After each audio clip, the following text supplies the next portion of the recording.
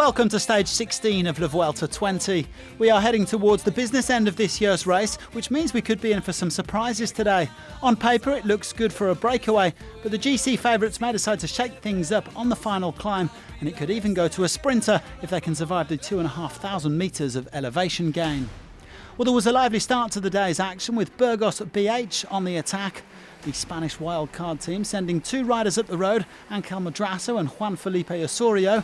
They were chased down and joined by four other riders: Remy Cavagna, Kobe Goossens, Robert Stannard and another one of their teammates, Jesus Esquerra. The men in purple setting out their stall with three of the six riders up at the front. Meanwhile, it was the sprint teams driving the peloton, Bora Hansgrohe and UAE Team Emirates. No need for the Koenig Quick-Step to work with Cavagna up in the break. The gap easing out to 4 minutes before the first climb up El Portillo. And 6 soon became 5 up at the front as Osorio was dropped on the climb. The lead group reaching the summit with an advantage of almost 5 minutes. On the descent, Ineos Grenadiers applying a bit of pressure, but no harm done to their GC rivals. The breakaway, on the other hand, seeing their lead cut to under 2 minutes heading into the final 50k. Another Burgos rider going backwards, Esquerra unable to keep pace with the front group. On the second climb, El Robledo, Remy Cavagna decided to push on from the breakaway. The Frenchman joined by Rob Stannard as the peloton continued to close the gap.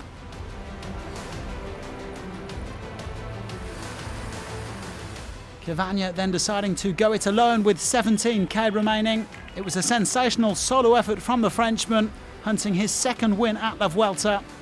But he was eventually caught with just 2 kilometres to go.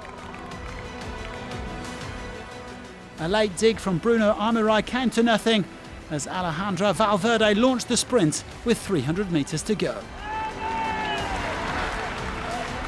Valverde, Rui Costa, Valverde on the line. Who's going to take it? Hitting the line, and it looked to me like it might have been Magnus Cort Nielsen.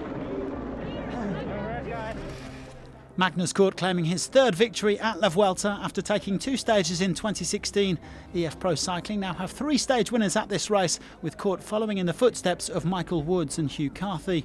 A really impressive effort from the Dane, whose preparations for this race were disrupted by COVID-19. I was coming into a good form when we started back up again after the long break. But then I caught Corona myself and was out, and have only now been training for 3 weeks before coming to this race, and of course it's very, very nice to be able to get a victory here. Cort taking his second win of the season, and just look who snuck into second place. Primoz Roglic taking 6 bonus seconds on the line. Dion Smith, Valverde and Richard Carapaz making up the top 5. So Roglic increasing his lead to 45 seconds before Saturday's decisive mountain stage. He's potentially 24 hours away from a second Grand Tour victory, but we also said that before the penultimate stage of the Tour de France. One thing's for sure, nobody is going to take the green jersey off his shoulders, and the same is true for Guillaume Martin, set to become the 6th Frenchman to win the polka dot jersey. Enric Mas on course to take the white jersey meanwhile, which he has held since the opening stage of the race. The real question is, who's going to be wearing the red jersey this time tomorrow? To keep it, Roglic has to survive a tough day in the mountains, 6 categorised climbs, including a summit finish up the Alto de la Covatilla. A last chance for his rivals to turn the race on its head.